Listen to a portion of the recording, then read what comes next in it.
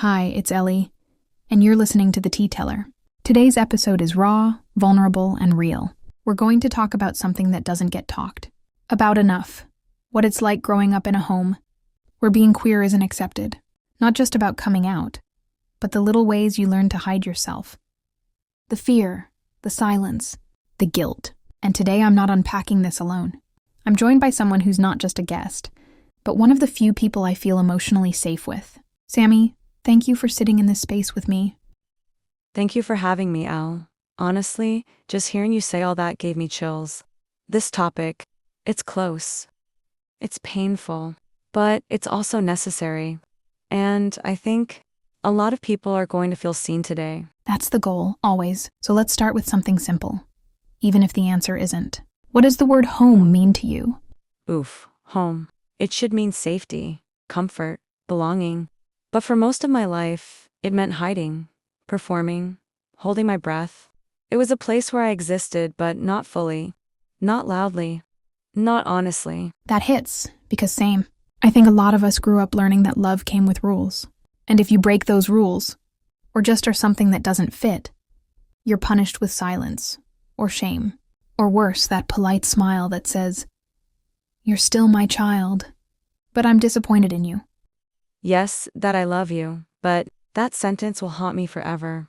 Because it teaches you that even love is conditional. You learn to anticipate rejection before you even speak your truth. And you carry that everywhere. Even when you're out, even when you're free. There's still a part of you that's waiting for people to flinch when you say who you are. I remember one time, I was maybe 17. My dad saw me holding hands with a girl. Not even kissing, just holding hands. He didn't yell. He didn't say anything. He just turned around and walked away. And that silence was louder than any insult. It's like they choose their discomfort over your truth.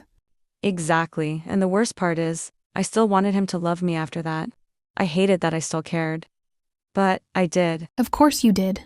That's the part people forget. Queer kids don't stop loving their parents. We just stop showing them who we are.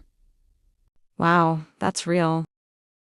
And even when we find community, even when we grow into ourselves, there's a grief. Not just for the rejection, but for the love we never got to fully receive.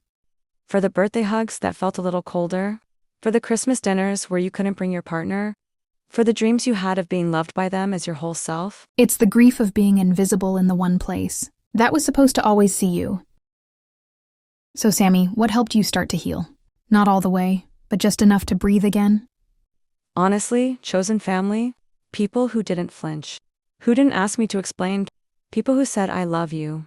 And actually meant you, not the version of you they built in their heads. Chosen family saved my life too. There's something sacred about being fully seen and still fully loved. Yeah, it teaches you that what your parents did or didn't give you, it wasn't about your worth. It was about their fear, their conditioning, their limits. And I think we have to say this.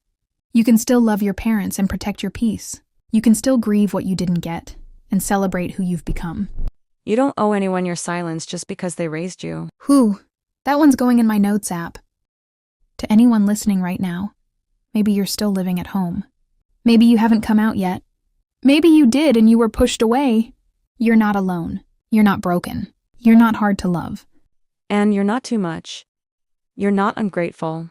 You're not the problem. You are whole, even if they never say it. Even if you never hear the words you needed. You're still worthy of love. Real love. And until they see that, we do. Thank you for being here, Sammie. And thank you to everyone who stayed through this episode. This one was for the inner child. The version of you that needed someone to say, "You're okay. You're allowed to be exactly who you are." I'm Ellie, just trying to make sense of my feelings and hoping it helps you make sense of yours too. This has been The Tea Teller.